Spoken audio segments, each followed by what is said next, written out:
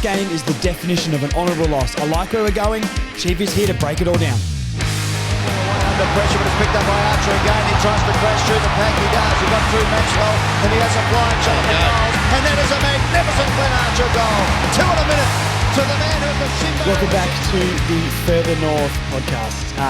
I'm relaxing now. I was so stressed last night watching that game. I think there's lots of positives. There's some negatives.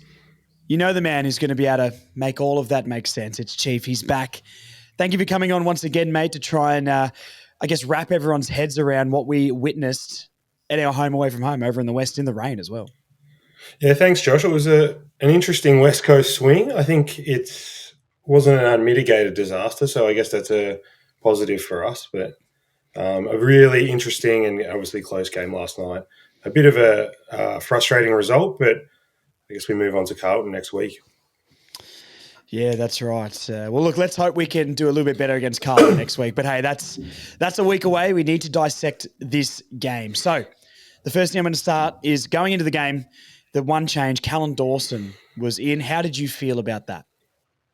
I think it was probably the percentage play to make. If you think about the other people that were available, we were probably looking at either playing super small ball, which with their talls it was never going to happen, or we could bring in Will Dawson or Whitlock, but probably more so Will Dawson. And I guess the one thing with Will Dawson, he's probably played a little bit more forward than back, I would say, in the VFL. So Callan Dawson probably made the most sense, the most steady hand. In the end, because of the conditions, it actually would have favoured us if we actually went in with Logan, Pink individually and not have that third tall. But, hindsight, I guess. But, I was kind of I thought that the selection was about right. The interesting one also, Josh, is no Will Phil. The voices for his selection become louder as the weeks go by. What did you make of that one? I didn't think Will Phil was going to play, to be honest. Half of that, and half of it's because I just don't think Clarkson will pick him. I think it's as obvious as it can be to fans that he's not in favour. The other side to that, though, is who do you drop from the midfield? And I understand LDU's been down on what we know he can do. In hindsight, obviously, thank God we didn't drop him. We were never going to do that. But who do you drop in that midfield? No one's been performing so badly, and you just can't bring another midfielder in for a different position, I think. So maybe he's a victim of our drafting system where you draft mid on mid every single year, and then all of a sudden you run out of spots for them, basically. So, look, I didn't think the other thing we will feel as well is, yes, he laid 21 tackles in the VFL and that sort of stuff, but I just think he'll come back to AFL level and get 12 touches and, do a bit of the hard stuff, but I don't know if he's going to make a difference in what we're trying to do as well. I like him, and I do think his form warrants a selection, but I think once he gets selected, I don't think we'll get the answers that we're looking for from that. Did you sort of agree, or what do you reckon about that? I see what you're saying. I think you're kind of alluding to the fact that he's like relatively limited, which he is, and I think the natural person for him to come in for is George, but and I think he would do a similar job to George. I mean, I think he's probably maybe a little bit cleaner with his hands, but not as hard. So it's kind of like you are sort of weighing up their relative strengths and weaknesses, obviously, in that position. I understand people think that he'll go at the end of the season. I'm not so certain. Like, I think first off, he's definitely a dyed-in-the-wool North person now, but also I think the conversations with Clarkson and the coaching staff are things that obviously we're not privy to, and there are people who are going around in our team at the moment who I would say are not in our long-term plans, and one of them is Parker. Like, obviously Parker's there for 3 years, but I do think that Will Phil would potentially come in for him. He's another person that would potentially make way for Will Phil. That might be a few years down the track because obviously Parker's form is still very, very good. So. Yeah, I mean, Parker was one of the I think there was plenty of actually really good performers last night, and we'll get into all of that. But, he nearly dragged us over the line. What wasn't, I guess, an overall outstanding game from him, but in key moments, he stood up and got the team on his back. So, yeah, look, they play very different roles, though. I don't want to ever see a time where Will Phil gets thrown in the forward line. he can kick a goal every now and then, we've seen, but every player is down there if you play him enough in that spot, will kick a goal. So, yeah, look, I'm probably not in the band of people wanting Wilfield to come in at this stage. I think George's game the week before was nowhere near good enough. We'll talk about him when we get to the midfielders. He stepped up, but there's still elements of his game I think he needs to fix. But yeah, I'm probably not on the Will Phillips train at the moment. Unfortunately, I don't think he'll add enough to make our team change exactly what we need to. And last night, let's get into the game. Like last night, I think we showed what we want Will Phillips to bring is come in, hard-nosed stuff, head over the football, tackle, and be physical. And I think the whole team did that incredibly well. We were definitely the better team pressure-wise, physicality-wise than the Dockers were, and that's why we remained in the game or even up until the end. So, how did you see this game maybe playing out? We'll do a really quick rundown of it before we get into each individual line. The first quarter, I think we should have been further in front just with the way we were playing, but I guess it was maybe for me personally, defensive liability that kept the Dockers in the game. Yeah, 100%. I think what happened in the end was we dominated the territory and we dominated the play, but the Dockers were always looking to rebound really fast and effectively, and they've got the players to do that. You got Frederick, you got Bolton, you've got Murphy. Switkowski got us a few times as well. Switkowski's another one. He had a very, very good game until he got injured late on. So they had the players to play that slingshot brand, and obviously with the players that we have in at the moment, it is we're potentially liable to give up goals in that scenario. No Jacko Archer. I think without Comben there to zone off, we're not, and core to a certain extent, we don't have the defense isn't at its absolute best.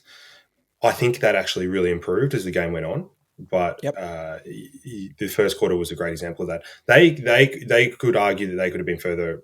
They could have been in front as well. They missed a few shots. They scuffed their lines a couple of times. So each team had their own things that they could build on in the second quarter. And I thought one thing I did think about at the start is I haven't seen LDU start like this for a very, very long time. He was Casa de Fueno, Josh, and it looked like no one could stop him. He was unreal. I've got a note here that LDU and the whole midfield group started hot, and it's one of these ones where no stat will tell you, it's an eye test thing for me at the start. Like maybe the stats and the numbers wouldn't have been too much. I know individually, yes, but as a midfield collective, we always win a lot of clearance, and Jerry is got fantastic numbers in the ruck.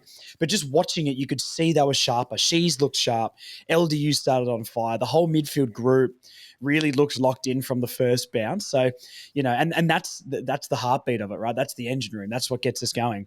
Interesting things. I mean, Colby straight back to halfback as well. She started in the first centre bounce. I think he only got 4 CBAs for the game, but did start right in the guts. And I like him in there. I think we need to start playing him in there a bit more. And Fisher forward, even though he sort of went back after the first quarter, but he looked pretty dangerous in the forward line. I think he was really lively, and when the ball hit the ground, he was a threat on the backside of the pack. So some interesting, positional things going on there compared to maybe the week before. We come out and we go bang. We look really good. We maybe don't capitalize on some things, and like you said, the Dockers can definitely argue that they should have been in front or could have at least had a couple of goals on us. Second quarter rolls around and it sort of starts pretty similar. It's pretty even to how the first quarter ended, and then we have this 10-minute period at the end of that quarter that was just, and this is the point where we lost the game, right? That 10-minute period at the end of the second lost us this game of football because we were able to drag ourselves back into it, keep it super competitive, and probably be the better team in the second half overall. But that 10-minute period, it's classic North. I love what we did in this game to stay in it. This is a top 8 team. They've been in really good form. We've gone from losing to top 8 teams by 40 points on minimum to 6 points now. You know what I mean? So we're improving so much, but it's these patches in games that really let us down. Yeah, there are. I think Clarko said after the game, and also Luke McDonald said that the team didn't really adjust to the conditions as quickly as they would have liked to. rain started to fall at Optus Stadium about halfway through the second quarter, and we were still playing a little bit of this chip mark. We were trying to play quite extravagantly with the hands, whereas they were just getting it forward. And something that gets me every time, it frustrates me, and this happens at all levels. So, is that when the ball is slippery, it's almost always going to go out the back. It's almost always going to go off hands out the back of the pack, and we got done a couple of times in that period by committing to the contest and not killing the ball, and then the ball goes out the back, and then one of the Docker players stays back, whether it's Voss or whether it's Bolton. There's Frederick. All these guys are very, very smart about their positioning, and then they're able to score on the back of that. And we couldn't stop that seemingly at that point, which was maybe a little bit frustrating. But one thing that is interesting, Josh, is as opposed to years gone by, is definitely we go to sleep. We still go to sleep at times in games, but those 4 goals would, in previous years, and maybe I'm clutching at straws, but it would have been 6 to 8 goals rather than 4 Absolutely, 100%. Yeah, and we would have given up a whole run of goals. And we managed to keep it at 4, which made the halftime lead sort of 20, about 4 goals. They kicked a third of their score in 10 minutes. Yeah. I haven't thought about it like that. Yeah. And so if you think about it that way, you're exactly right. We gave up the game in that 10 minutes, but the fact that we were able to keep them to that score and then able to then have the mental fortitude to come back and not give up was, I think, a positive, even though that this conceding the 4 goals was a massive negative at the time. Yeah, absolutely. I mean, look, the third quarter, and actually, I'll point out quickly, what you said is 100% spot on. We did not adjust to the weather. We were still trying to, pick the ball up in one go off the ground, do these tiny little dinky handballs to the guy running past. We were dropping it, and 100%. We did not adapt to those conditions very well. Once those conditions were on, you really saw your Wardlaws in those times stand up, and you got the best and the worst of Wardlaw. And something else I pointed out, I made an Instagram story about was, like you said, we're overcommitting to the ball at times. We'd have four players run to the football, leave all their men, and then if the person who had the football, the opposition player, got the ball over the top, there was 3 guys ready to transition. And that killed us so many times in that 10-minute period. And even in the third a little bit, we still didn't tighten that up. But look, the fourth quarter starts, and we just seem to find a way to make it gritty, gross, win contest, but get the ball forward. And we'll talk about him more once we get into players, but, the sub made a massive impact in this game. And we were able to bring it back. We had opportunities to go ahead in this game. Unfortunately, Luke Jackson sort of kicks the sealer at the end. But, overall, I'm really liking where we're going, and I know a lot of fans, it's very split with the fan base here on, well, it's not a win, so it doesn't matter. And I just don't think you can go from losing by 60 points every week, right? 40 to 60 points every week to winning games in a season. And I've said this multiple times. If someone tells me it's going to change quick one more time, I'll lose my head, because it won't. It won't for North Melbourne. It's not how we operate. It's been 6 years of this. It's not, right?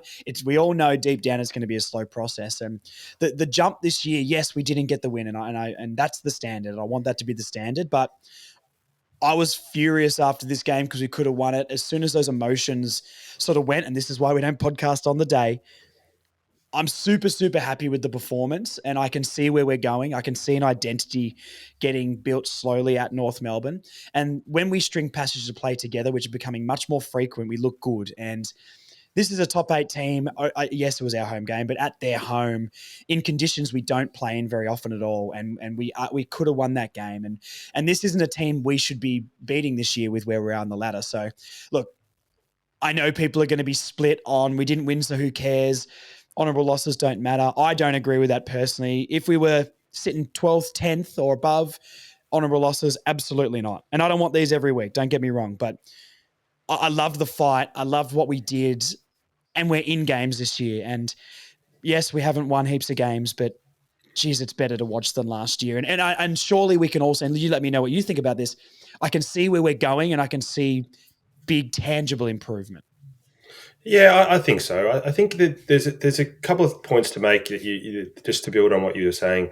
Um, you can lose games and still be dirty about losing them, but also acknowledge that Yeah, you're improving. Like they're not mutually exclusive. Like I think a lot of people look at it as a very binary thing. You're either winning and you're improving, or you're losing and you're going backwards. And it's for sure. clearly that's not the case.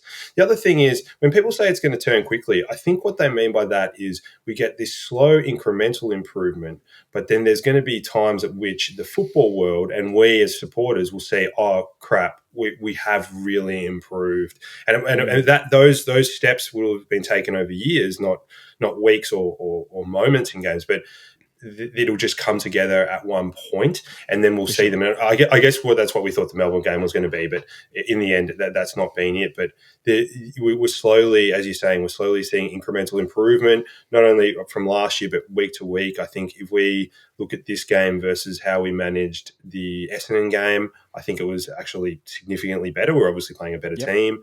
So I think there's definitely improvement there. But also, if you talk to the players and you hear the players talk, they're still dirty about losing. Don't Yeah. That's don't what for we any want. moment, yeah, don't for any moment think that the players are accepting. They're like, oh yeah, no, it was a good effort. We're happy with that. They're not happy with that. They're not happy with losing. They're done with losing. Sometimes I find it hard to find a balance between being realistic and having the mindset you need, though, because the team's so far away from where we want them to be, but from where we maybe should be or my expectation of the season, I think we're pretty much there. Um, and yeah, it's a hard thing to find because as a fan, you want to be like, well, we didn't win and it's not good enough. But then when you base yourself and your mind in the reality of the situation, these performances are good performances and much better compared to the year before. And there has been big improvement there. So look, we'll go into specific lines here so we can dive into that a little bit more. But, as of like, I spot on with what you said. Like if you're a fan, you're allowed to be happy about the improvement and excited where we're going, but still be pissed off about the loss. And I think that's an incredibly fair statement. So, look, let's start with the defenders. I was thinking about starting with the forwards this week with something different, but I feel like there's always so much more to talk about with defense here. The ball's down You there so painted often, it. Josh. You know that. Well, it is. That's all my memories are from the ball in our back line. Our defense, if we're talking about identity with North Melbourne, the defense as a unit has built a bit of an identity this year. It went from, and at the start of the game, this game for me personally maybe represents our year in defense. Where at the start we're thinking, holy God, what are we doing?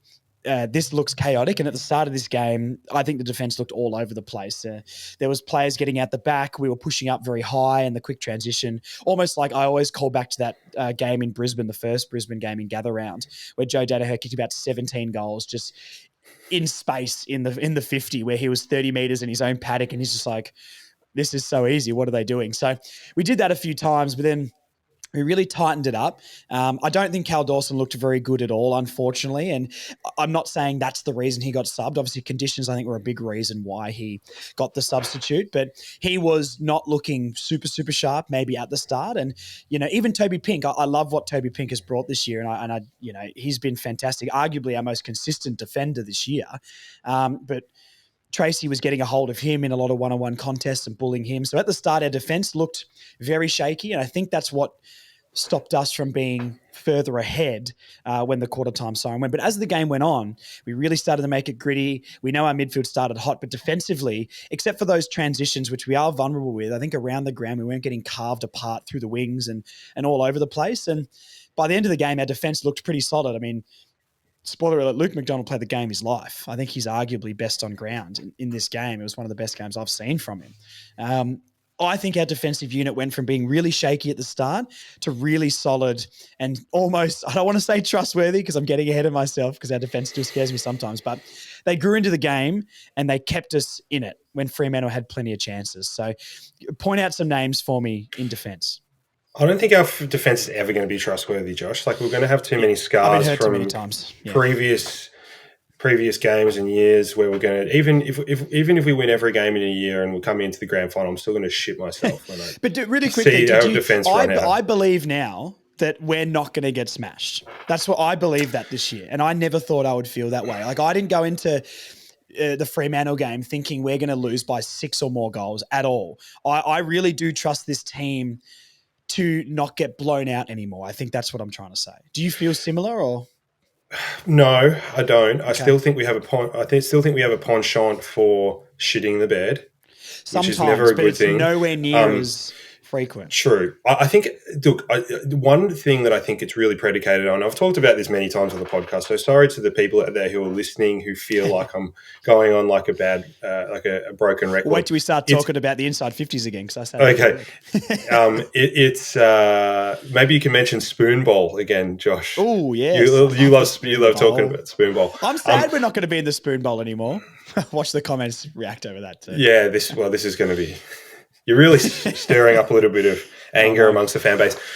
No, so it's always predicated on what's going on up the ground. Like if you saw... Yep. So this is something for people to look at in the game. If we turn the ball over at half back, or sorry, in our half forward line or in our back 50, let's say, how quickly can they move the ball?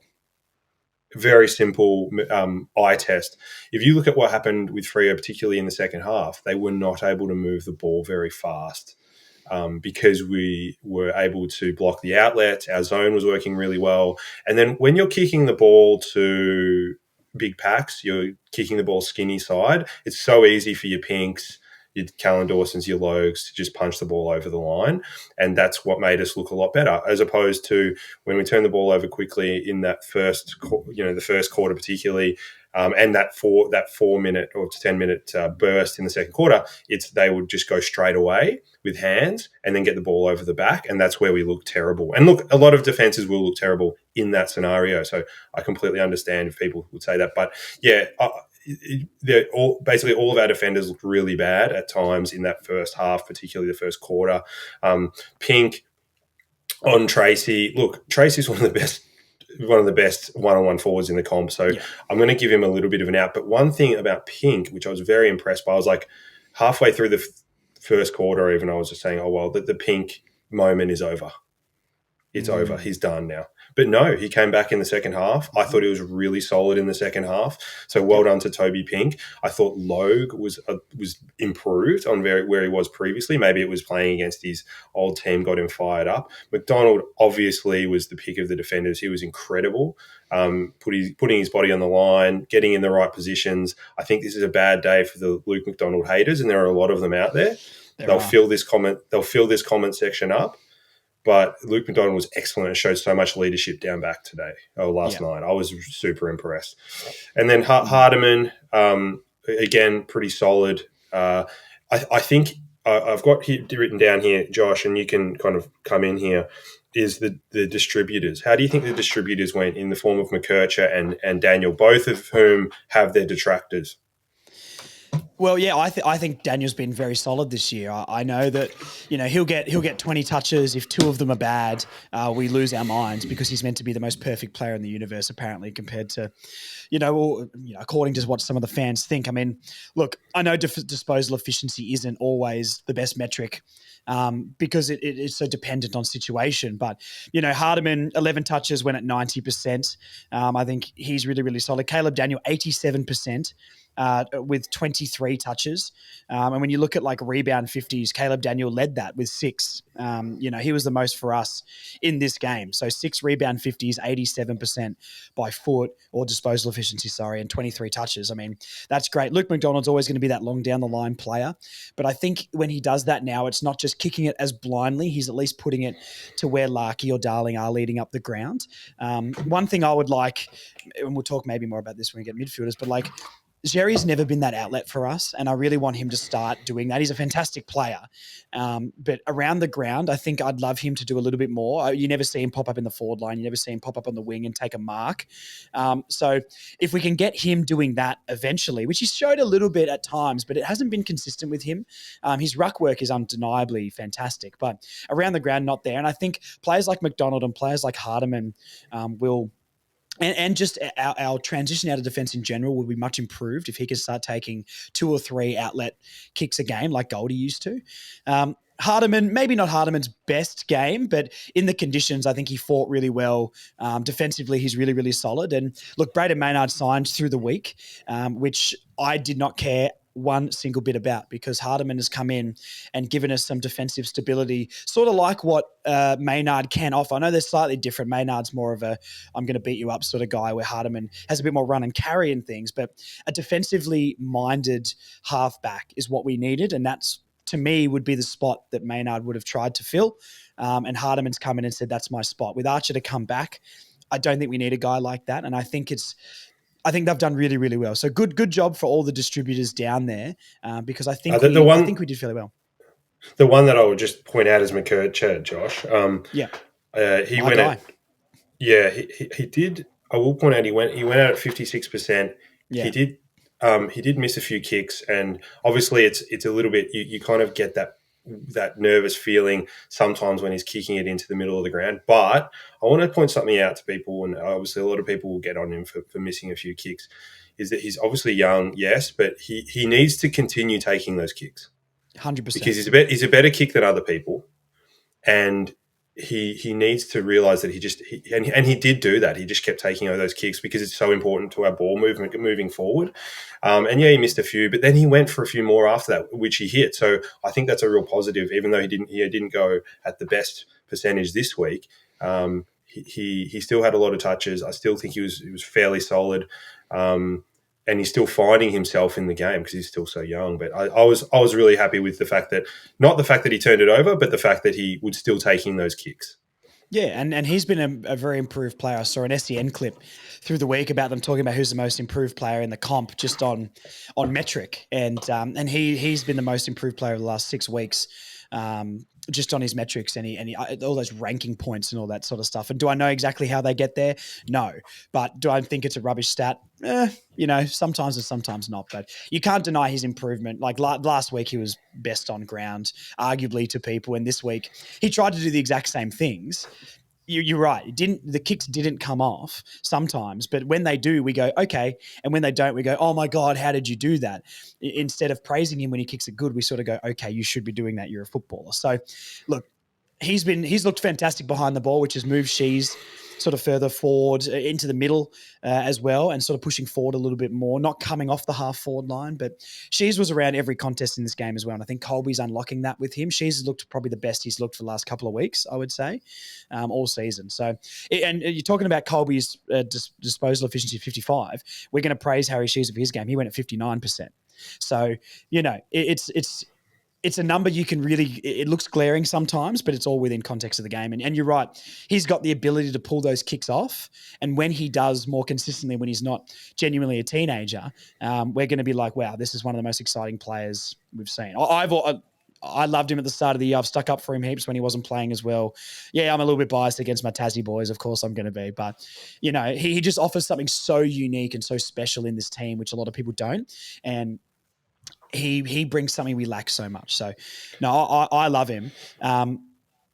The other guy, maybe to put more in defense as well, you look at, he had a very similar game to Colby, I thought, was Dylan Stephens, because he had 27 touches, 55%. But he's really been a big link up from the back line to the midfield. And when the midfield was humming, Cole, he's a distributor down there as well. The amount of times I see him get it around that half back line, I think he was pretty solid as well. More times he's putting his body on the line to hold the ball up.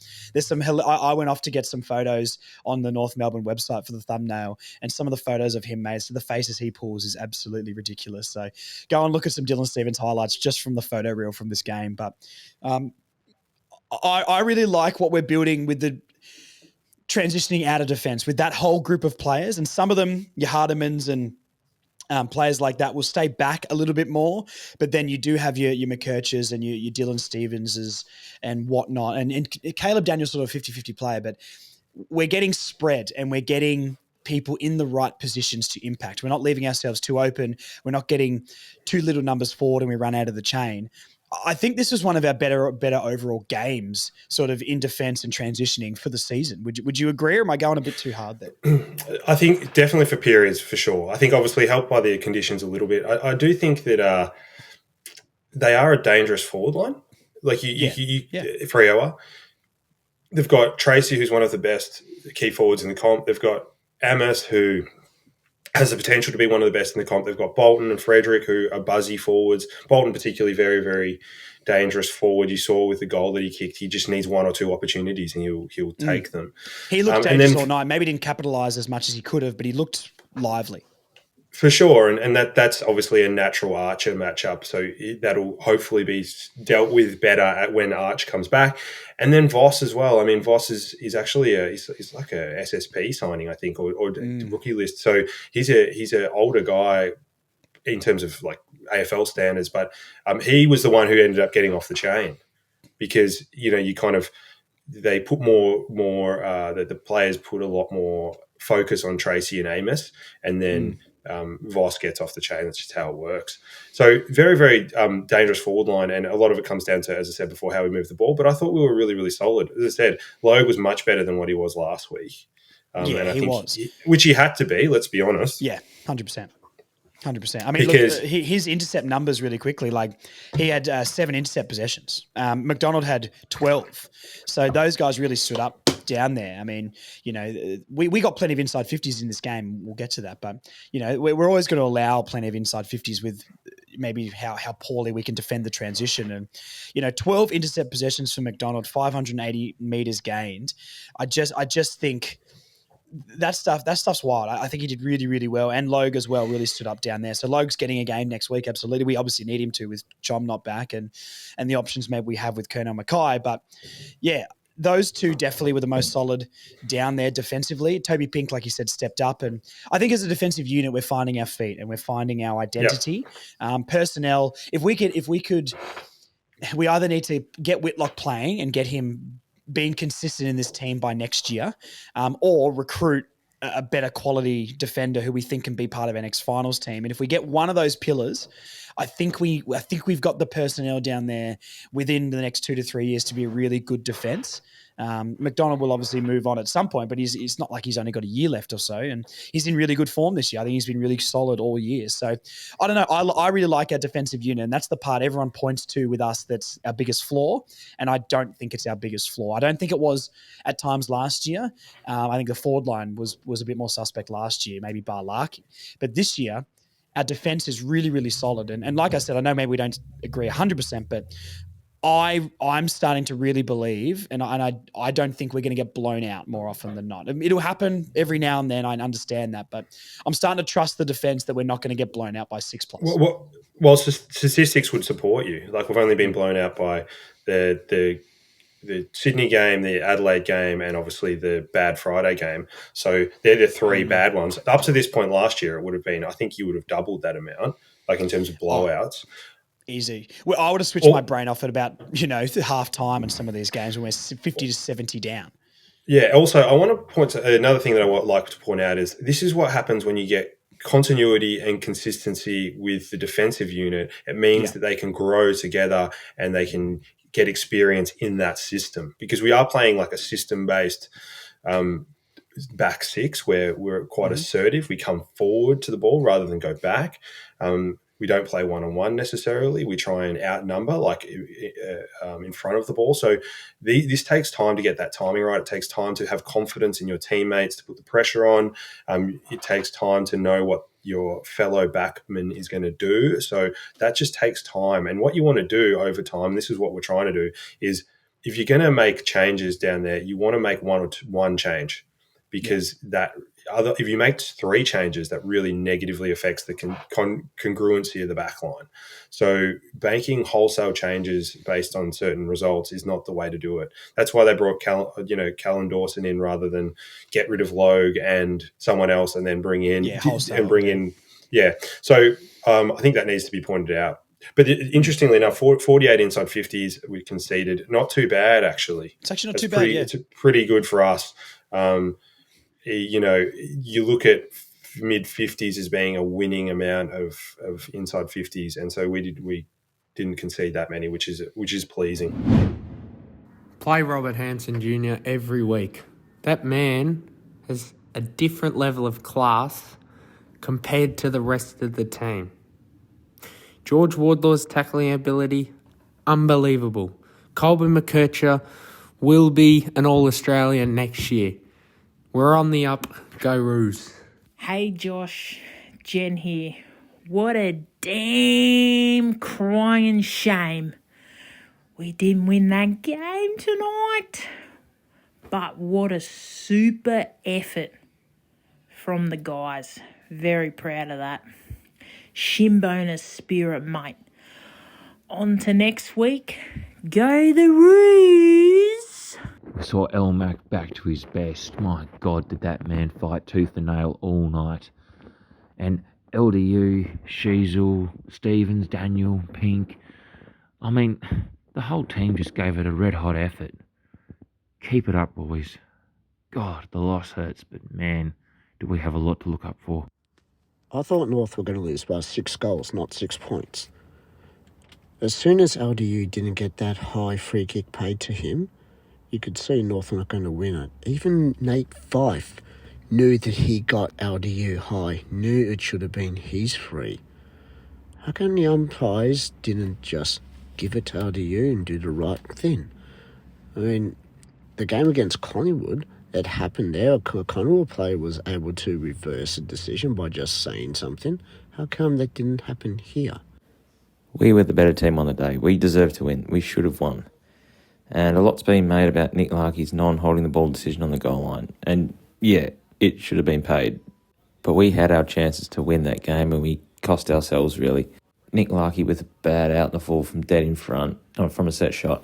Harry Sheasel's poor 50-metre penalty, which resulted in a Fremantle goal. And Finn O'Sullivan's weird air swing from 3 metres out. Oh, well, all we can ask the supporters is 100% effort. That's what they did give today. Onwards and upwards. Go Rose. Hey, Josh and Co. Man, what a loss. But none of the boys can be ashamed of themselves from that. We absolutely gave it everything.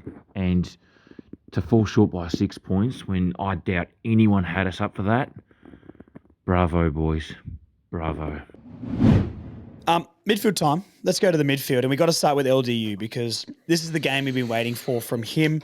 Look, started so hot, maybe dropped off as the game went on a little bit, but he was effective throughout the whole game and was a constant presence for us. And it's one of those ones where I'm looking at the numbers here, 27 touches. He gets that every week.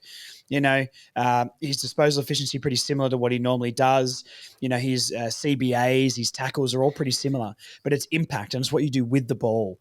That, you know, you'll get a stat for bombing it or for finding someone's chest, or you'll get a stat. A tackle can be, you know, you sort of hold onto them with one hand or you actually drag them to the ground. You know what I mean? And this is the eye test thing where he was on fire, mate. Like, and the goal was fantastic at the back of the stoppage as well. He snapped it around his body and put it through the sticks. So this is the LDU that we've been waiting for. And people have been very harsh on him. I criticised Wardlaw, and rightly so, last week for getting 9 touches and not doing much at all. Wardlaw's pressure acts last week were fantastic in tackles, but outside of that, he was really anonymous. And, you know, when I said that in the video, all the comments were, why aren't you pointing out our $1 million man? Why aren't you pointing out LDU? I'm like, because LDU's not getting 9 touches a week. You know what I mean? He hasn't been bad. He's been below what we believe he should be. His numbers he's putting up are still high in the AFL standard. So that being said, his impact on the game has been lower than we expect. He's been doing a lot more on the inside, less on the outside, and it's not as flashy and we don't take it in as much. This game, he was much better on the outside and really drove us forward, really pushed us forward. And I really loved what he did. The one thing I'll just point out before I let you go here is, yes, we're talking about a $1 million man. His contract doesn't kick into next year. So he's actually technically not a $1 million man just yet. That starts next season. So everyone who wants to point out he's making all this money now, he's not quite yet. So there you go. Anyway, off you go, Chief. Yeah, that's a fair point. But also, to counter your argument, Josh, when you accept $1.5 million a season, there's a minimum level of expectation, and that does place you in the top. That places you in the top echelon of players in this competition. So the expectation is that you are performing, maybe not to Dacos levels, but like base around that Dacos, Bontempelli, Cripps, these like higher echelon players. You want to be in a consideration for the 40 All-Australian squad or something. 100%, exactly, and winning regular BNFs. Now, is LDU doing that? He won last year's BNF, so we'll give him a tick there. But is he having the impact on games? I don't think he is. But when you accept that money, you need to be maybe a little bit harsher on him. I'm not saying throw the baby out with the bathwater. This is the worst signing we've ever made, but he hasn't lived up to that expectation.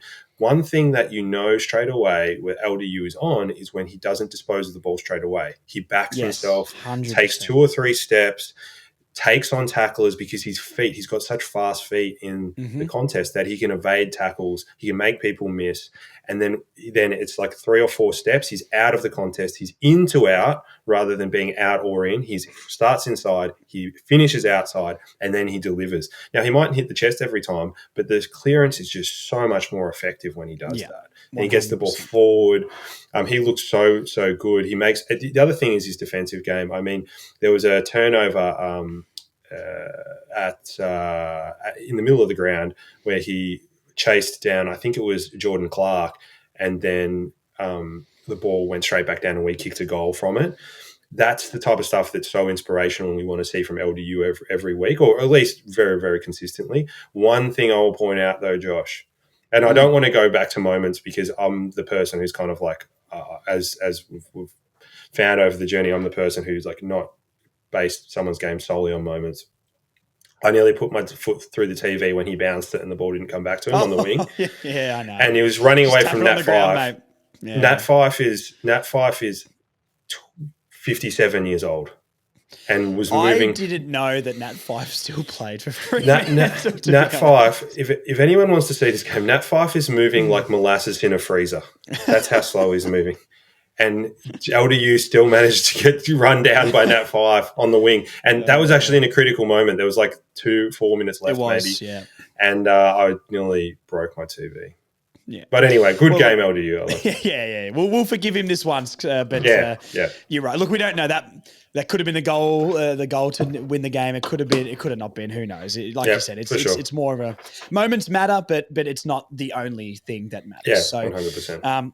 Let's point out some other guys. Harry Shees with 32 touches, kicked a goal. He's only kicked 1 goal this season until that moment there. Only 59% disposals, but he looked sharp and he was in the right areas. He was around the stoppage a lot around the ground.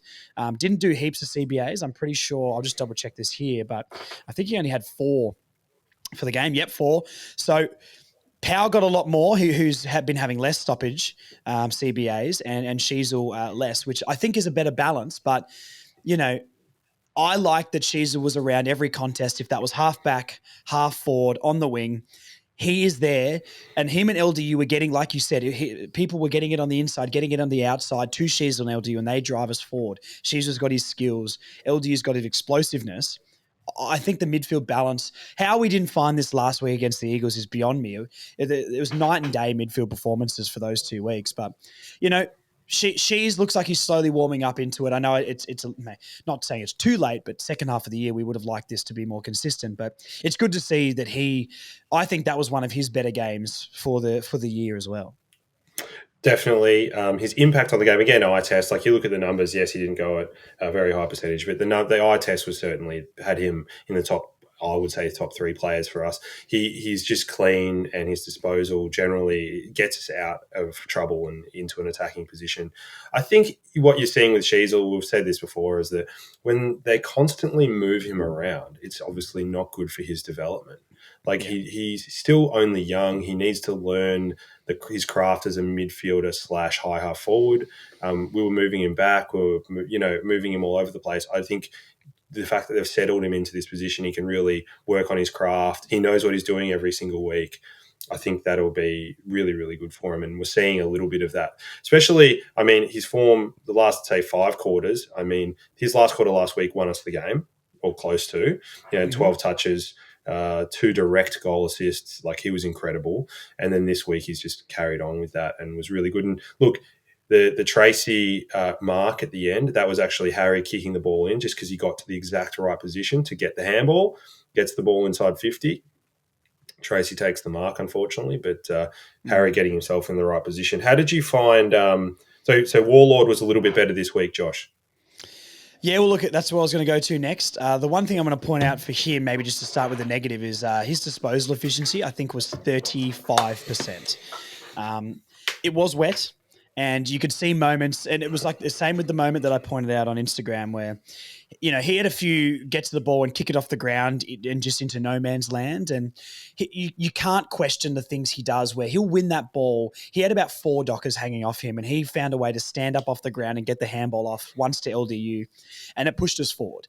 And that stuff is classic Wardlaw. It's what I want him to do. But it's anything on the outside with him that I need him to be a little bit better at. It's a much improved game. Don't get me wrong. I don't think it was bad at all. I think definitely his type of game suits the conditions.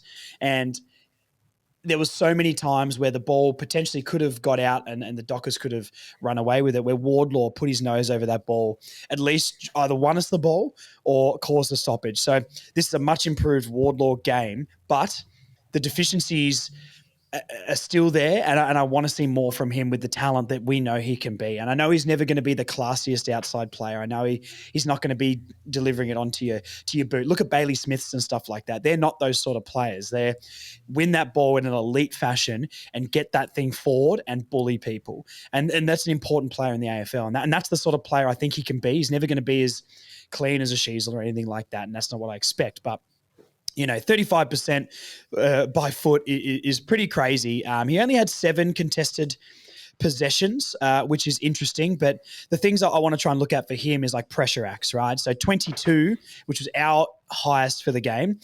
Sarong had 40 pressure acts, and the next best on the ground was 25. That's wild.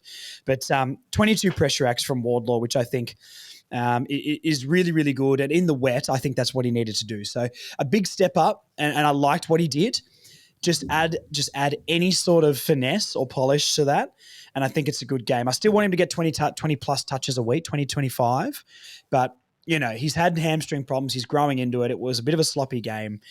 You can't not improve from last week. But do you see it sort of similar? Because I think it was good, but I want more. Yeah, I think obviously he's a high draft pick, so you kind of want him to show you a little bit more. But I think what he does is he just gives our midfield a little bit of balance, like inside-outside balance. But that's what if LDU's playing on the outside more, that's where he can be. That's his role, right? If he can get it to the LDUs and Chiefs on the outside, our midfield looks better. And I don't think there's any coincidence that that's why we played a lot better. I don't think LDU's an outside midfielder, though. I think he's an inside mid. I think that's actually where he does his best work, is from inside to outside rather than stay on the outside. And one thing, again, talked about, I'm sorry if I keep talking and banging on about these things, is spacing. We don't want multiple people going in for the ball at one time. And as you pointed out in your clip on Instagram, is that 4 players went towards the ball to one Docker. One Docker gets the ball over the top, and then we're completely cooked. Now, that only happened a little bit in that second quarter, but that happened against the Bulldogs. That was so obvious against the Bulldogs when we played them. So we just need to work out that spacing. And I think if LDU goes in, Wardlaw stays out, keeps the space, vice versa, I think that works really well. It was definitely a better game from George this week. George always puts on pressure. That's his one wood. And he had, he had sort of 7-ish tackles, something like that. He also had 6 clearances. So he's still getting numbers inside. He just maybe needs to balance it a little bit better with his disposal outside of the contest. Yeah, it's a bit of decision-making for me with him as well. Sometimes he just sort of gets the ball and goes, I've won it. What do I do? And then it's sort of just getting it forward. And I think as he gets older, he's 20 years old? I'm not trying to... I think he's just turned 21 during the week. Oh, that's right, actually. Happy birthday, George Wardlaw. And he's one of my favourite players. I'm so excited to watch this guy for the next 10 years for North Melbourne. Don't get me wrong. But, like LDU, I know it's a money thing, but it's also a potential and a talent thing. If you hold someone to account for having a lot of money, you've got to hold them to account for having a lot of talent as well, and they should be producing. And he is so talented. He can be a Bailey Smith. He can be, I don't like the bloke, but a Horn Francis and that sort of stuff. He can be those sort of players. They're very similar attributed players. So, it might take him a little bit longer because he has had a lot of disruptions with injury, and North Melbourne as a whole hasn't been fantastic. But,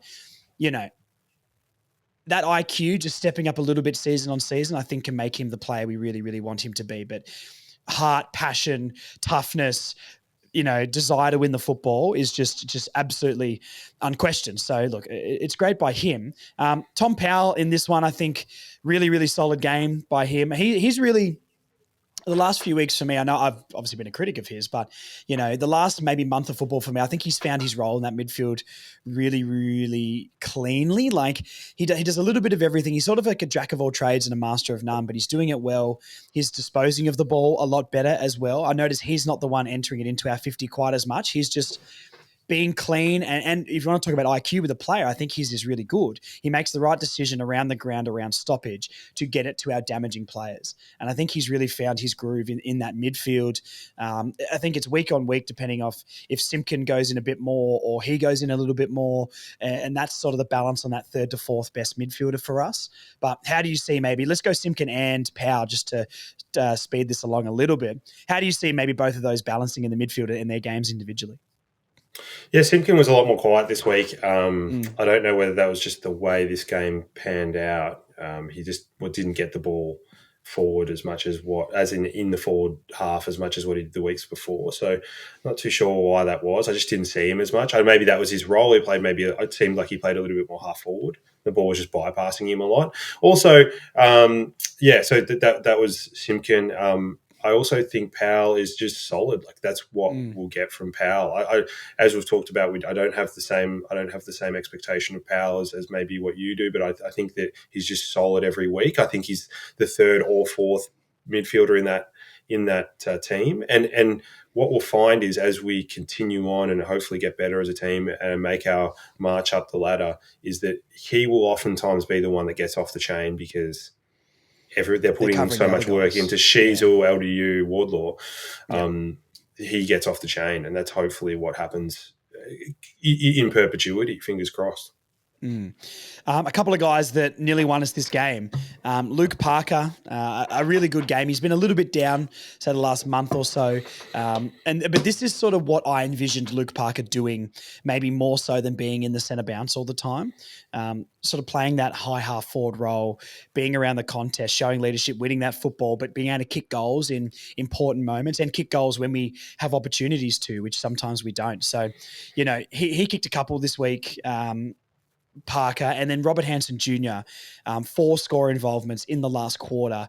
Rightly criticised maybe last week for no impact, a questionable we would say, and then a lot of fans maybe, not stoked that he was back into the team and wanted that change. But I don't know. I think he came on and really, really showed something on that left wing.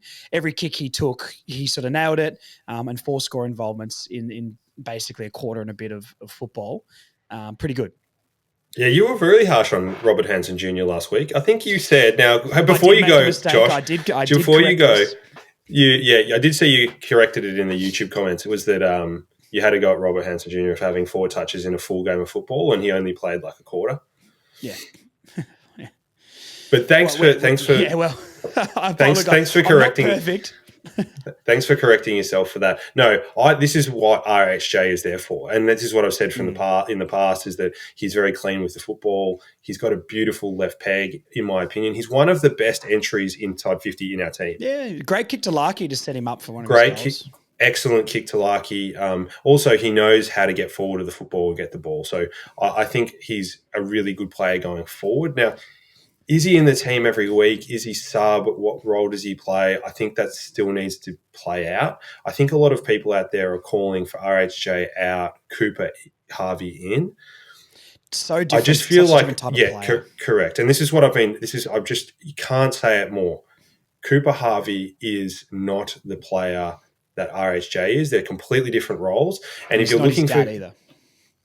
That's not that I know of.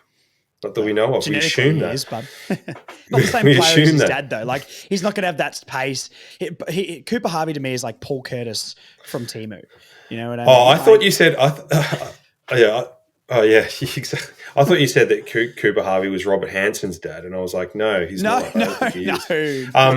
No, but he's... Yeah, I think he's...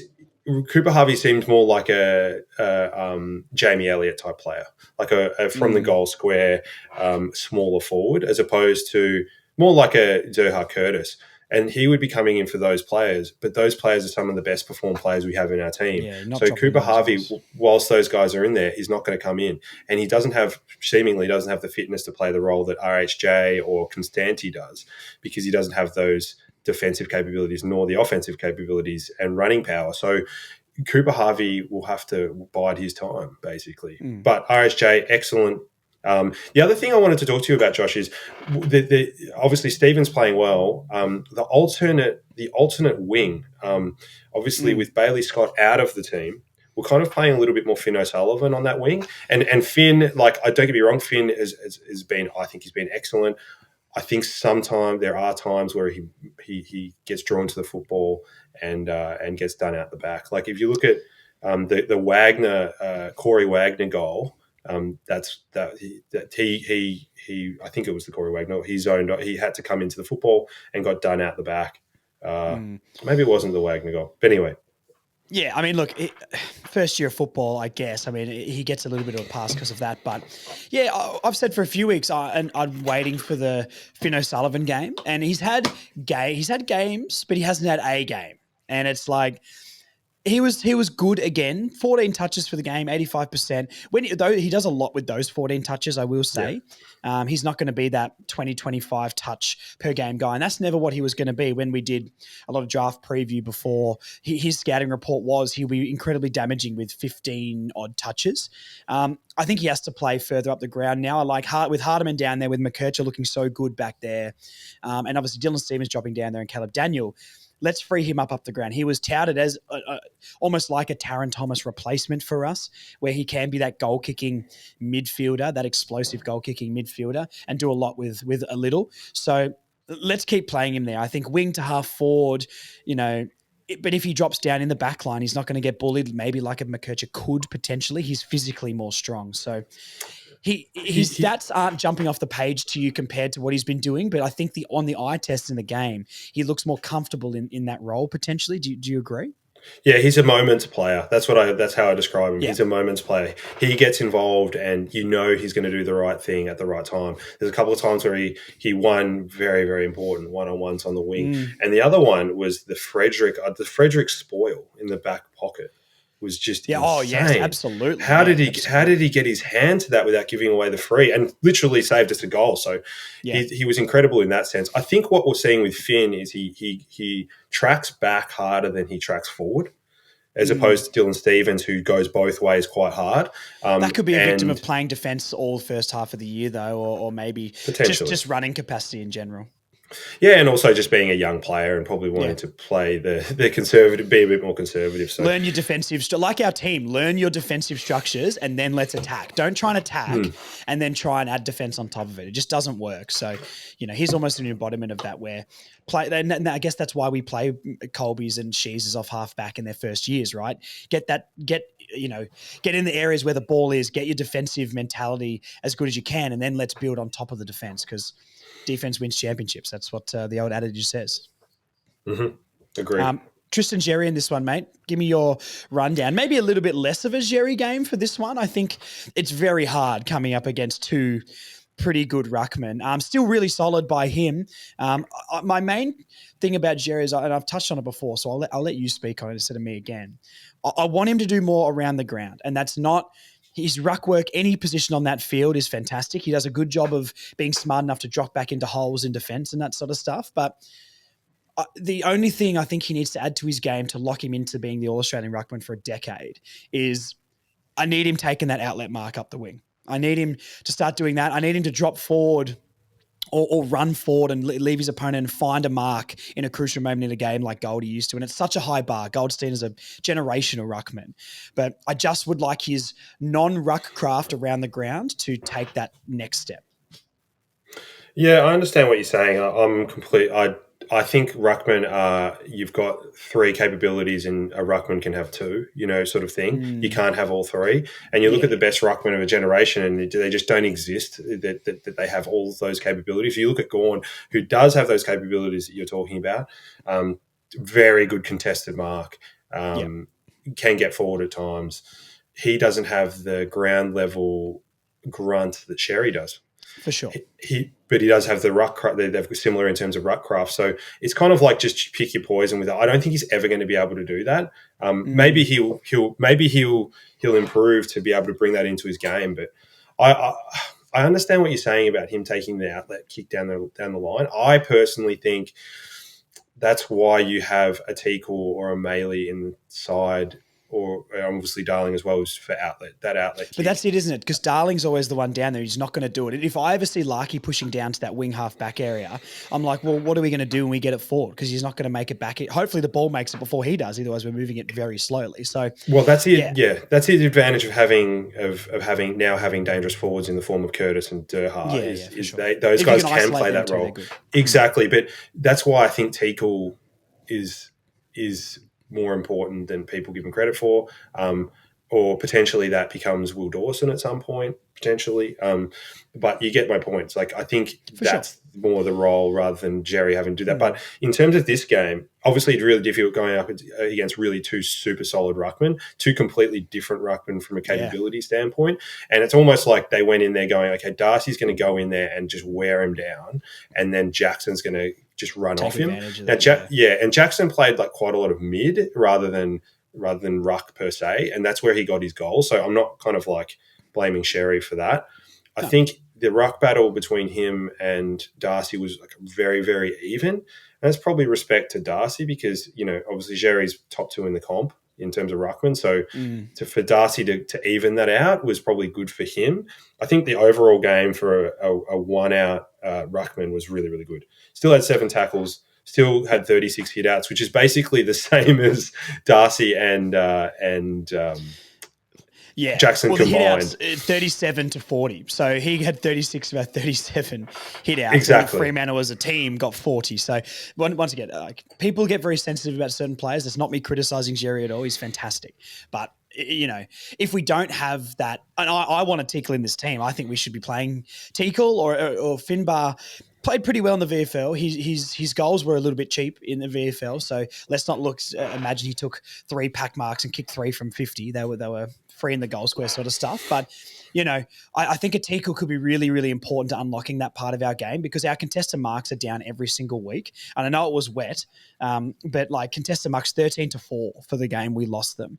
And a lot of that is Fremantle getting to kick it out of their backline, and they've got the big players around the ground to take an outlet mark a lot of the time as well. So if we can just sprinkle that on top, I think our ruck combination could be really, really dangerous. But Sherry is fantastic.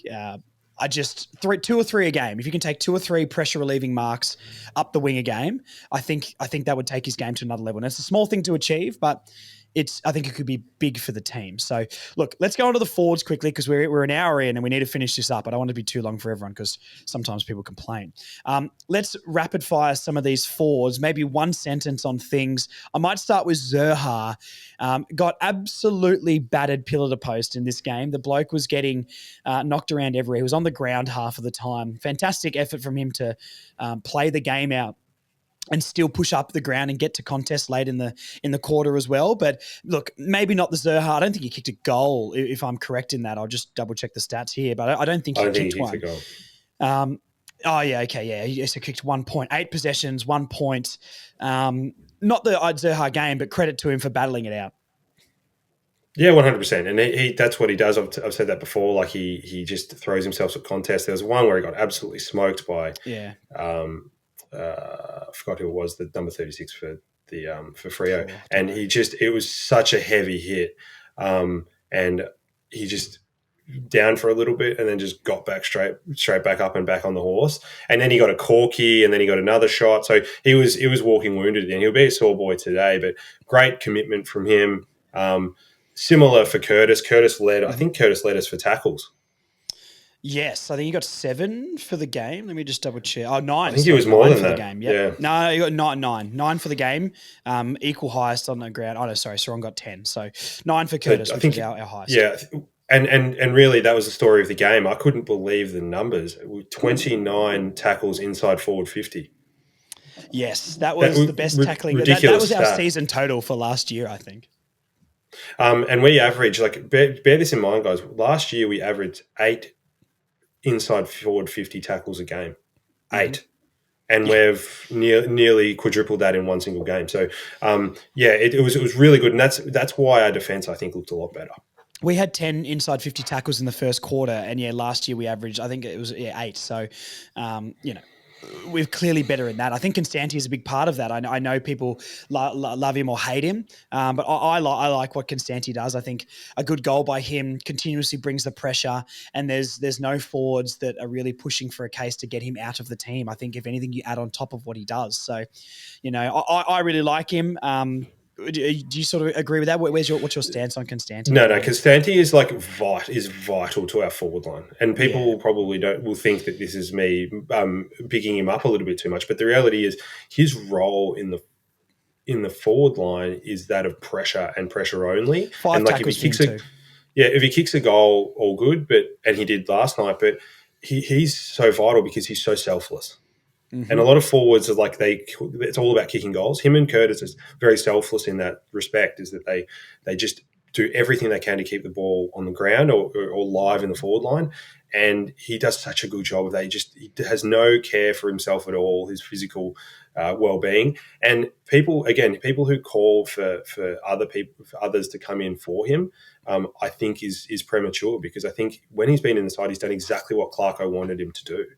He's like he's not quite as spectacular as Paul Puopolo for the Hawks, but he's not a bad shout. I think he kind of plays that similar roles, like buzzy forward, and Clarko loves those players, obviously. So yeah, for sure. Zach Fisher played a bit of forward in this one, and then didn't seem to play forward past the first quarter from what I saw, unless he was just pushing up the ground. But I thought in that first quarter, mate, he looked really, really dangerous. I like the Fisher and Constanti combo. Maybe he's just smalls at the moment with PC, Zerha, your mediums, and then chuck a couple of talls in there. I like it. I don't know why. Do you think they moved him after quarter time because he was popping up around half back? Yeah, I think he was playing a little bit more sort of high half forward / wing. It's like slotting in with O'Sullivan. Don't get me wrong. I think Fisher can be good down there. In terms of him, sort of, he can find the goals, and his skills inside 50 are good, and I think that's why he's there. He switches off defensively sometimes, and I get so frustrated by it, because it's almost like when the ball's out of his area, he just loses concentration. And so if anybody watches the tape, there's a Caleb Daniel 50. Do you remember that? It was on the half back line, and then they go down and kick a point after the siren. Patricia kicks. Oh, yeah. Fisher actually saw that happen, was like next to there, and saw that Caleb Daniel couldn't get it ahead of the guy who had the fifth ball, because you know how they pay the 50, the guy with the ball just sprints. Yeah. Oh, yes. 100%. Yeah, Fisher could have worked his ass off to get in front of him. Fisher just literally stopped and let the guy run, and there was no one in front of him. And then that led to that inside 50 opportunity. Do they always let the player play on like that? Because I swear sometimes they make the man stand on the mark and say... No, they did. Yeah. So they changed that rule a few years. They changed that rule a few years ago to speed up the game. So they could kick it any time in that 50-meter penalty. They can kick it. So if they're sprinting, you can't. And if you're Caleb Daniel, you can't sprint to get in front of him. And this is where Fisher just had no game awareness. Yeah. He needed to bust his ass to get in front of him. Not even bust his ass. He could have just run at 80% to get in front of him, and he didn't. He just worried about his man who was behind him, which really frustrated me. Again, another foot through the TV moment for me. Well, to combat... I'm going through these TVs, man. I know. You got to get us... If there's any TV companies listening out there, sponsorship for Chief here might be... High Sense. If you're listening. High Sense. He'll take whatever, to be fair. 6 tackles for Fisher, for 20 pressure acts, 13 touches, 1 goal. So, look, and I don't disagree with what you said, by the way. Defensively, it's not the guy, but put him in the forward pocket. I think genuinely, last week he was super lively, super buzzy. I know he missed the goals, but it's the fact he got those chances, and with more forward time, he maybe buries those. And this week, I thought he looked really good up there as well. We know his weaknesses. Don't expect Zach Fisher to be a better defensive player at this point. He is what he is, but you've played to his strength, like Constanti, play to his strengths. And maybe you'll get something out of him until someone else comes up and takes his role. So put him in that forward pocket and let him buzz around the backside of a pack when it spills, which is exactly what he did for his goal. So I don't know anything, but Yep. Do I need to bring up Michael Jackson again? Michael Jordan again. He just Fisher puts himself in those positions again and again, and it's going to come good for him. Zach Fisher is the Michael Jordan of North Melbourne, guys. Please quote that. Put that on a T-shirt. All right. Yeah, Let's talk about our Lord and Savior, Nick Larkey, please. That's enough Fisher chat. I know you love Zach Fisher, but you need to stop talking about Zach Fisher because it's getting out of hand. You've got a fetish, mate, and I'm finding it a bit creepy. Goals, Larkey. 3 goals, back to his best. I loved the snap as well. It was fantastic. 12 touches, 3 goals. Looked like the kicking form was back. I mean, look, one good week after a few stinkers, but I love Nick Larkey. Nick Larkey was good. Yeah, I mean, he's back to that kind of that goal kicking form. I think people, again, he's become a whipping boy. Yeah. He's become a whipping boy, which is though, to be fair. Except for Jerry and Powell, I feel like everyone's a whipping boy. He's kind of wild, like this guy that has been absolutely busting his ass for one of the worst teams, well, probably the worst team in AFL history. It's like the worst job in the world. Of his career. He's committed, and he's not going to. He's like getting paid massive unders to be with us, and then he becomes a whipping boy. And I'm like, crazy. What are you people doing? Look, I think he really competed super hard today. Like, yes, he probably didn't get beaten as many times as he did last week, but I think a little bit of that is delivery. And I think he found exactly what he was. He found his mojo a little bit in terms of how he would lead up at the ball, how he would create space for others. It's unfortunate because what you want to do is you want PC and you want Zerha to have really good games at the same time as Larkey. Because if they all kick 3, we probably kick over 100 points, then we win the game. Yeah. But we just couldn't get that. I mean, there was one miss in a pretty critical time in the third quarter again. But look, apart from that, I thought he was excellent. He showed really good leadership. He's a beacon down there, which is what we need. Yeah, for sure. And I guess his partner in crime, Darling, kicked a good goal. Darling, I think outside 50 that goal, or close to it, if not. But yeah, this is one every week. Like, do you put someone next to these two, or do we try Larkey with somebody else? And I'm not saying Darley maybe deserves to go out, but I would like someone who offers maybe something a little bit more. But then if you take Darling out of that team, the amount he did a lot of blocking once again. Larkey put on some fantastic blocks as well. And that I feel like this season I've noticed that more with Larkey, even though he hasn't been at his best the last month. I think he's a massive reason as well why PC and Zerha have been so good, because he put a block on for Constanti for his shot, I believe, and one of the Curtis shots out in the pocket as well. And Finn O'Sullivan, who did drop a mark that was bombed into the 50, like he was putting another block on there as well. So his IQ's risen, Nick, and I think Darling has helped him be able to contribute without getting on the scoreboard the last month. So, look, I'm not saying take Darling out of the team. I'm interested to see what the forward line mix could be, because I think we need to start getting another key up there and getting games into them, because next year could be is going to be really important for getting a proper partner next to Larkey. So I think Darling's been really, really solid for us. I like him.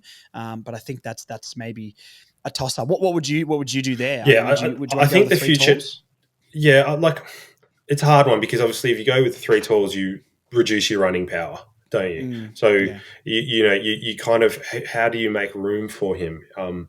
You would have to potentially, play one of those high half forwards as sub, I guess. It's a difficult one, and that's where the difficulty comes in. Is obviously you and I, on a rare moment of agreement, believe that it's Teakle time, and that Teakle time could be a game changer for us. I think the reality is that it's really difficult for the mix of the side, and obviously Clarko sees that as well, right? Like he's played that 3 talls for a little bit of time, and we looked okay, but we've also looked okay without it. And it looks, particularly later in games, it seems like we can run out games quite well with the 2 tall system. At any rate, if Darling's fit, he plays. That's my opinion. It's just a matter of whether it's Maley or Teakle or Will Dawson who plays as the 3rd tall. But this is where the problem lies, though, right? Like, look at the options we just suggested to come in, right?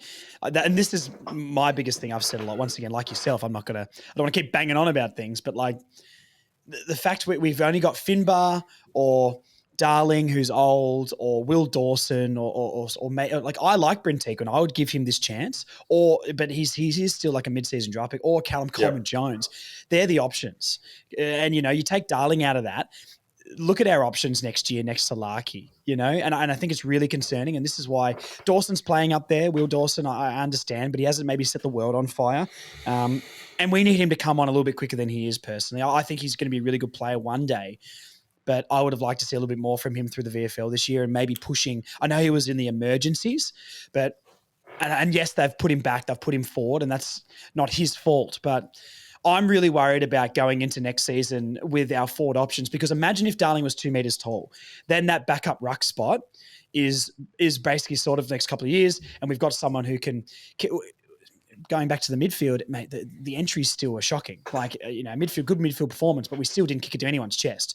So we don't have any player who can take advantage of that unless you've got a one-on-one with Zerha and Curtis, because our keys aren't going to take a pack mark. So I just think it's a massive weakness in this team, and I think Teagle is the best stopgap until we can actually fill that position.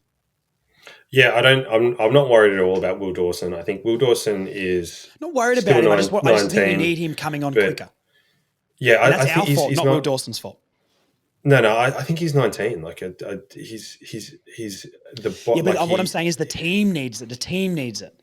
Not Will. It's right. not Will Dawson's fault. He's 19, and I fully get that. But the team needs that player so much. I disagree. I think Teagle mainly is your stopgap, and then when Will Dawson's ready to play super regular football, yeah, I understand that. But that's so then we don't need Will Dawson. Like it's one or the other. Like you get my point. Like I see what you're saying. I don't up think the wing, and I don't know, man. Sorry, I'm interrupting you. You go. Yeah, I see what you're saying. I just don't put as much stock into that player. I think that player, like you can easily play a meat shield in that position, and it will be just as good. Because if you look at some of the best teams in the comp, like the third tall is a query about whether you play that person.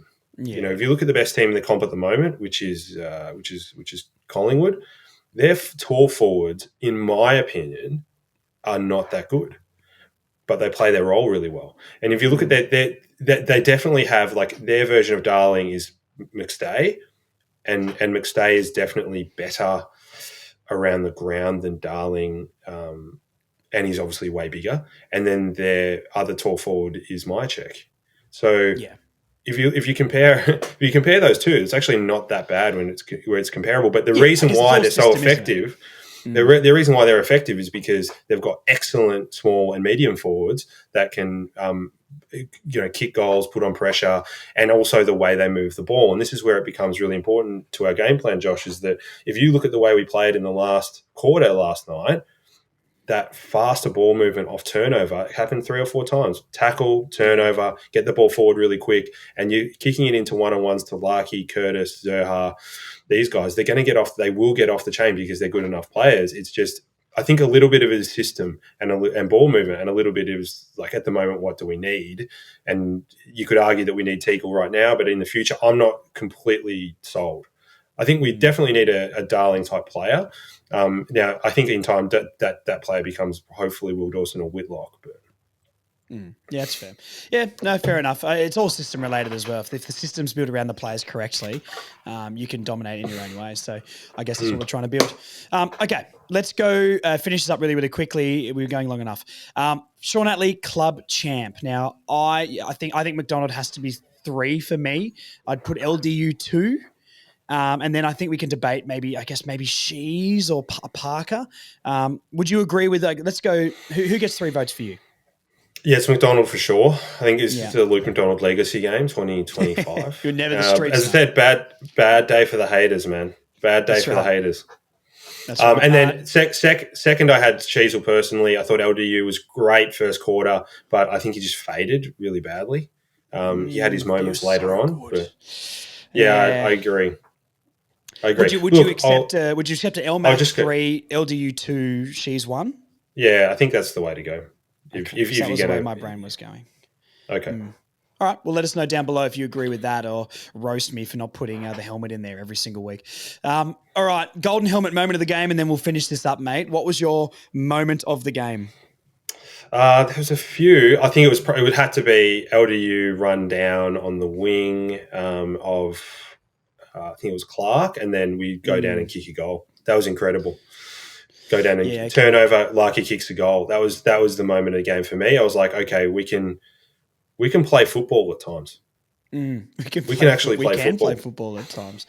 Yeah, look, I might mirror that. I was going to go the Larky snap in the pocket. I just loved seeing Nick bend that around the corner, and it sort of hung out to the right a bit and then came back late. And hearing, I dislike Coldplay, but I'm more than happy to listen to Coldplay over and over again if he's kicking goals. So, look, I'll chuck in the Nick Larky one, but I think you're right. Let's go a rundown tackle or some pressure to get us a goal. I think you're spot on there, mate. You've got the ultimate football brain, as we know on this podcast. Oh, thanks, mate. I appreciate it. That's the first time anybody's praised me for my football brain. It's usually all negative. Personal criticism is incredibly unwarranted. Yeah. Well, the realities of being on the internet, mate. All right, let's finish this up because I don't want to hold up all the listeners. They've devoted too much of their time to listening to North Melbourne content. So thank you, everyone, for listening. Thank you, Chief, for coming on again from the Outer Podcast. If you want to check out all of his stuff, lots of big football brain stuff going on over there. So check all that out. Thank you for listening. We'll be back again with everything you need. Follow us. If you're watching on YouTube, like, subscribe, drop a comment down below. Say something nice about us, please, because we're really friendly and we try really, really hard. I think that would be nice. And Instagram, TikTok, all the stuff. Chief, thank you for coming on once again. I'm sure we'll chat to you very, very soon. Thanks, Josh.